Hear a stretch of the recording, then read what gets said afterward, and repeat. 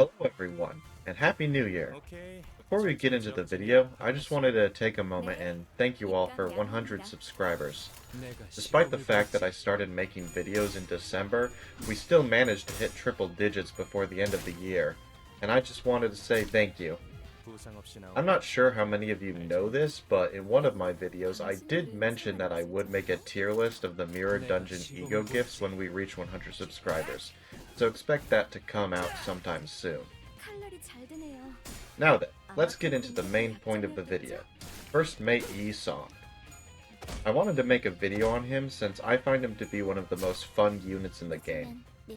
In my opinion, he has the second best payoff to poise with his skill 2, which is barely beaten out by Pirate Gregor. If he can stack up enough poise, he can have one of the highest damage outputs of any Sinner. To begin, let's break down his kit. His skill 1, Impale, is a 2-coin pride skill rolling 3 to 11. On use it gains 2 poise count, and on hit with the second coin it inflicts 1 bind and 2 bleed. Not a bad skill 1 by any means, but nothing special either. Simply a way to gain poise count for a turn. His skill 2, Relentless Stabbing, is very special. Unlike most other IDs who have their payoff be their skill 3, this one is his payoff. It's a 2-coin envy skill which rolls 4 to 12, which doesn't sound very good at first, but it's got a lot more going on.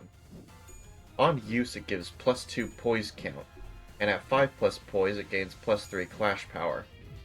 On hit with the first coin it gives 2 poise, and with the second coin it inflicts 1 bleed, but more importantly will reuse the coin up to 3 times if it crits. This single effect gives him so much damage potential that he can even rival the Warp crew. His final skill, Ambush, is a 2-coin gluttony skill that rolls 4 to 16, making it his main clashing skill.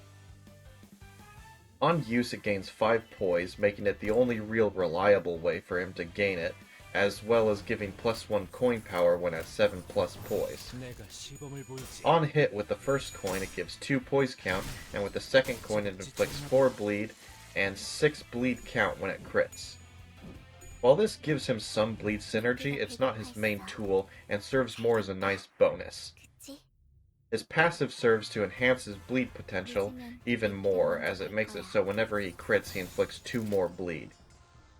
The only other thing to note is that he is unable to fuel any of his egos, since every single one of Yi Song's egos needs sloth, so if an ID is missing that, he can't use any of his egos without support. Starting any solo run, picking the random ego gift category is virtually required, as you either need some kind of healing gift or an ego resource generating one. With our choice, we got really lucky, not only getting one of them in the form of Grand Welcome, but also getting the Nebulizer, which is one of the best gifts for poise IDs. The first floor was one of the easiest this time around.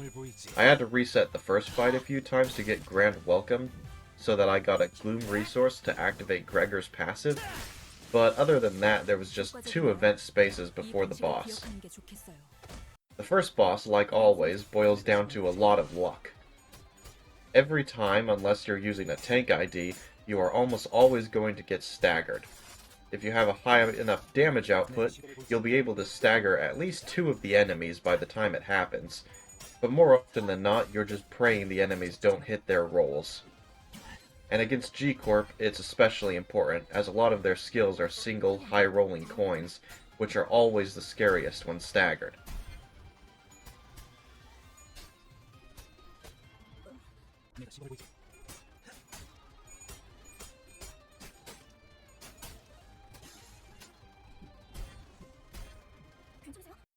It doesn't take many resets before the odds line up in our favor, and we are rewarded with Barbed Snare, giving the enemies plus 2 defense skill base power, as well as Coffee and Cranes. At the first shop I pick up Blue Zippo Lighter, and debate taking the Voracious Hammer. I don't believe it's worth buying, as for it to pay itself off you need to defeat 60 enemies. That's only around 10 fights or so, so it's definitely doable this early, and could provide some benefit, but ultimately I decide it's not worth it, instead taking Child in a Flask and Tomorrow's Fortune. The first node also gives us Pendant of Nostalgia. The second floor boss is against the N-Corp dogs. This fight's simple, you can very easily ignore two of them and fully focus down a single one, fully embodying your nature as the Relentless stabber. You don't even need a defense skill for this, as their attacks are pretty weak, so you're usually good to tank them.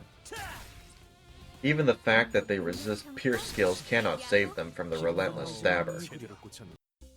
We take Dreaming Electric Sheep, giving the enemies extra offense level up and HP. At one of the next nodes, we get a new ego gift, the Ornamental Horseshoe, which, seeing as we will almost always have poise, will give us extra poise count every turn. Honestly, I played this floor pretty poorly, choosing to turn my brain off and spam Sun Shower as much as possible. This was a nearly devastating decision, as when we enter the floor 3 boss, we are already corroded. It's not all bad though, as we are against the King Trash Crab, who is weak to pierce damage. This fight is incredibly scuffed, and not even remotely what I would call a clean fight. Most of it is just me trying to claw my way out of the hole I dug for myself.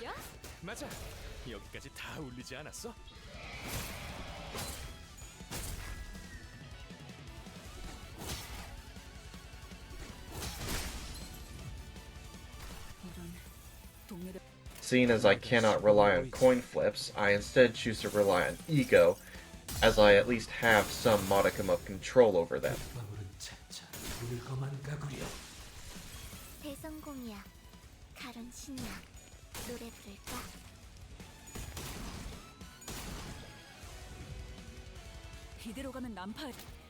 Afterwards, all that's left is the King Trash Crab himself, who I easily stagger despite my low sanity and finish him off with a round of relentless stabbing.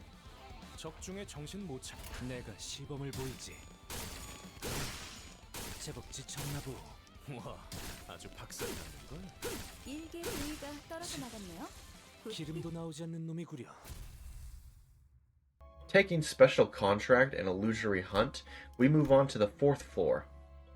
We no longer have to worry about having low sanity, as a quick rest stop brings it back to full. The 4th floor boss is against Cromer, and, like a fool, I learned nothing from the previous boss, entering the fight with neutral sanity. Luckily, by nature of it being Cromer, I'm bailed out of my poor decisions by having a required corrosion on turn 3. This fight is really tricky this time around. I'm not quite sure how corrosion determines how many of your skill slots get replaced by ego, but I think it has something to do with how much resources you actually have. This means that having only 23 sloth resource, I couldn't actually use ego turn 1 if I wanted all attacks turn 3.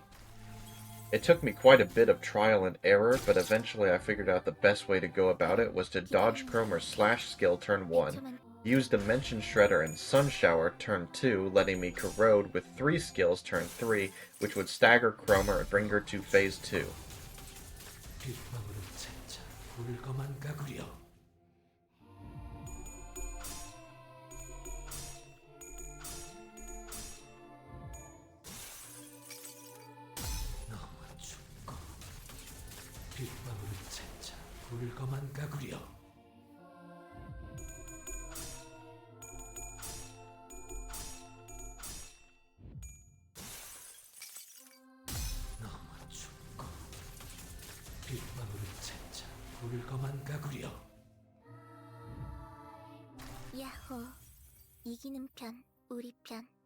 The second phase is much easier than the first, now that she no longer has a guaranteed stagger, though we're not out of the woods yet. Being at neutral sanity, there's virtually no way we can rely on our evade skill or our regular skills to be able to clash. The only thing we can rely on is our egos, so, being the good Sun Shower user that I am, I continue to spam it, despite our sloth supply running low.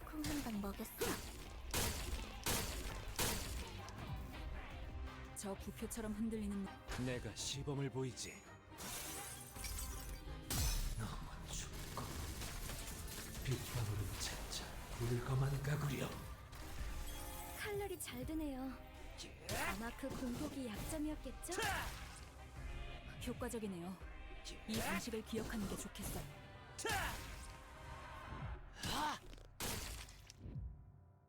적들이 흔들흔들 기회. And one final corrosion finishes the fight.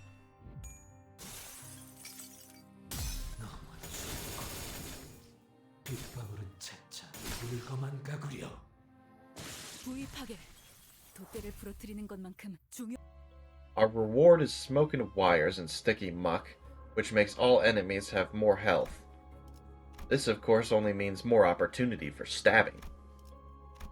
The fifth floor isn't particularly interesting. Having less enemies per encounter means that the damage potential is much lower, so soloing becomes way easier.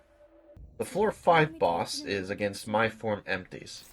A pretty straightforward fight, made much better by the fact that I'm not at low sanity when I enter it. I'm sure most of you know about how quick suppression can insta-kill Ada.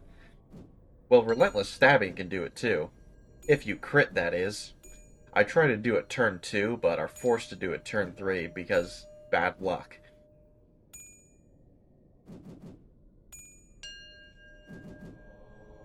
오케이. 내가 시범을 보이지.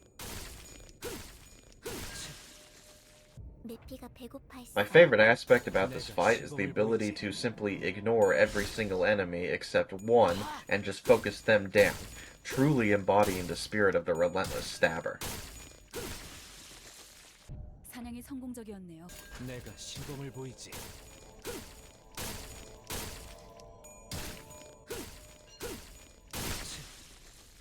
After we methodically take out each enemy one by one, we finally turn our attention to the statue. And in the words of Yi-song himself, if a single powerful strike is too difficult to execute, apply multiple strikes to a single point for a similar result. 거의 진압되겠는걸요? 맞아. 여기 다 울리지 않았어? 다른 신나 노래 부를까?